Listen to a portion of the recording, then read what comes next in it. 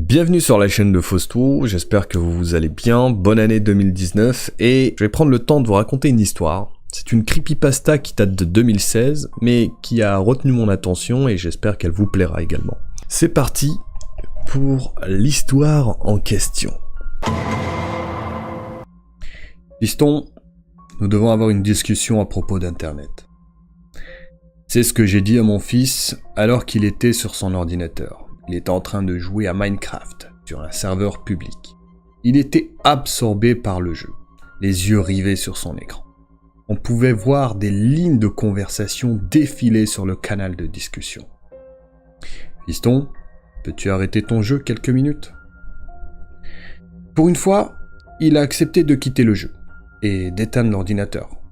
Il m'a demandé si j'allais encore lui raconter une de mes histoires ringardes. J'ai fait semblant d'avoir le cœur brisé, en lui faisant remarquer que d'habitude, il avait l'air de les aimer, mes histoires ringards.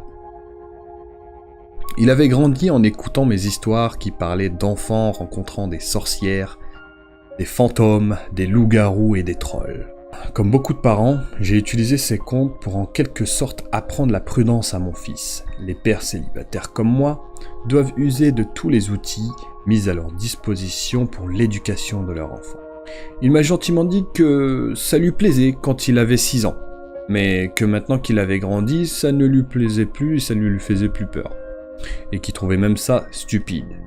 Il a ajouté qu'il voulait bien en écouter une quand même, sur internet, mais seulement si je la rendais vraiment effrayante. J'ai un peu hésité, mais il m'a rappelé qu'il avait 10 ans, et qu'il n'était plus un froussard. Alors j'ai dit que j'allais essayer. On est descendu dans le salon, et j'ai commencé à raconter l'histoire. Il était une fois un garçon nommé Colby. On pouvait déjà voir la déception sur son visage. Il avait l'air de se dire « Encore une histoire de gamin pour papa. Génial ». Colby s'était connecté à Internet et avait navigué sur plusieurs sites pour enfants. Au bout d'un moment, il a commencé à parler à d'autres enfants, via des jeux online et des forums. Il s'était lié d'amitié avec un autre garçon de 10 ans nommé Helper23. Ils aimaient les mêmes jeux vidéo, les mêmes séries, ils rigolaient aux blagues de l'un et de l'autre, ils découvraient de nouveaux jeux ensemble. Après plusieurs mois d'amitié, Colby avait offert 6 diamants dans le jeu auquel il jouait. C'était un cadeau très généreux, l'anniversaire de Colby s'approchait à grands pas, et Helper voulait lui offrir un super cadeau dans la vraie vie. Colby avait pensé que ce n'était pas grave s'il donnait son adresse à Helper23, à condition qu'il promette de ne pas le divulguer à des étrangers ou à des adultes. Helper23 a juré de ne rien dire, même pas à ses propres parents, et avait posté le colis. J'ai interrompu mon récit pour demander à mon fils s'il pensait que c'était une bonne idée que l'enfant donne son adresse à Helper23. Il a dit que non. Malgré lui, il avait fini par se laisser absorber par l'histoire. Eh bien, Colby ne trouvait pas l'idée bonne non plus. Il se sentait coupable d'avoir donné son adresse et sa culpabilité ne faisait qu'augmenter de plus en plus. Alors qu'il enfilait son pyjama la nuit suivante, sa culpabilité et sa peur étaient telles qu'il n'avait jamais ressenti quelque chose d'aussi fort auparavant. Il s'était convaincu d'avouer la vérité à ses parents. La punition serait dure, mais au moins il aurait la conscience tranquille. Il s'est glissé dans son lit en attendant que ses parents viennent lui souhaiter bonne nuit. Mon fils savait que la partie effrayante allait venir. Malgré ce qu'il avait dit juste avant, il était quand même un peu angoissé et agrippé fermement à mon bras. Colby entendait les bruits de sa maison, la machine à laver qui tambourait dans la pièce d'à côté, les branches d'arbres qui frappaient sur les vitres, son petit frère qui dormait dans la chambre voisine, et d'autres bruits qu'il ne pouvait pas identifier. Puis les bruits de pas de son père qui s'approchait de la porte de sa chambre. « Papa ?»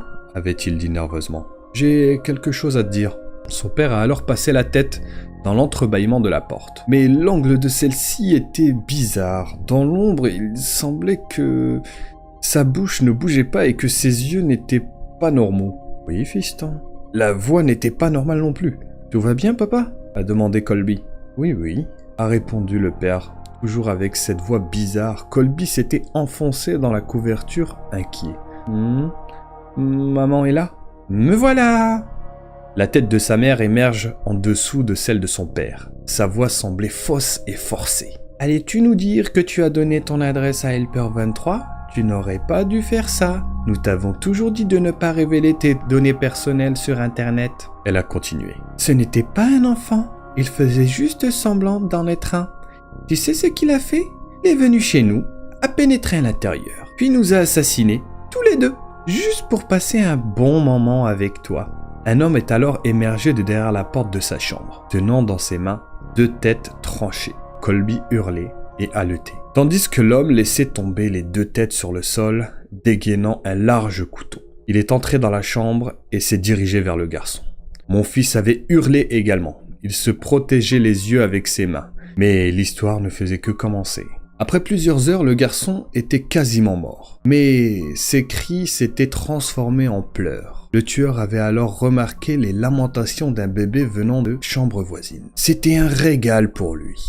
Lui qui n'avait encore jamais assassiné un bébé. Et était alors enthousiaste à cette idée. Helper 23 a retiré le couteau du ventre de Colby, le laissant à l'agonie, avant de suivre les cris dans la maison comme un appel de sirène. Dans la chambre du bébé, il s'est approché du landau et a pris le nourrisson dans ses bras. Il s'est dirigé vers la lumière pour mieux le voir. Alors qu'il tenait dans ses bras, les pleurs du bébé se sont arrêtés. Il souriait. Helper 23 n'avait encore jamais tenu de bébé dans ses bras, mais il le berçait comme s'il l'avait fait ça toute sa vie. Il a essuyé ses mains ensanglantées sur une couverture afin qu'il puisse lui caresser la joue. « Hé, coucou toi !» La lueur de sadisme dans son regard s'était éteinte, laissant place à un regard bienveillant et chaleureux. Il est sorti de la chambre et l'a nommé William, et a décidé de le ramener chez lui pour l'élever comme son propre enfant. Une fois l'histoire finie, mon fils était visiblement troublé, entre 2 respirations. « Mais papa, je m'appelle William aussi. » Je lui ai fait un clin d'œil complice, tout en lui caressant ses cheveux. « Je sais bien, fiston. » William est remonté dans sa chambre en courant et en pleurant toutes les larmes de son corps. Et au fond, je pense qu'il a aimé mon histoire. Alors les amis, je trouve cette histoire magnifique, c'est excellent. Cette fin est tout simplement géniale. Voilà, je vous mettrai le lien dans la description pour ceux qui veulent aller voir, relire cette histoire. Il y a d'autres histoires également qui sont vachement sympas. Et voilà, je voulais vous partager celle-ci. Je reviendrai sur la chaîne avec d'autres histoires comme celle-ci, un peu des creepypasta qui peuvent être pas mal. En tout cas, j'espère que celle-ci vous a plu. C'était Faust, et à très bientôt pour une nouvelle vidéo. Salut!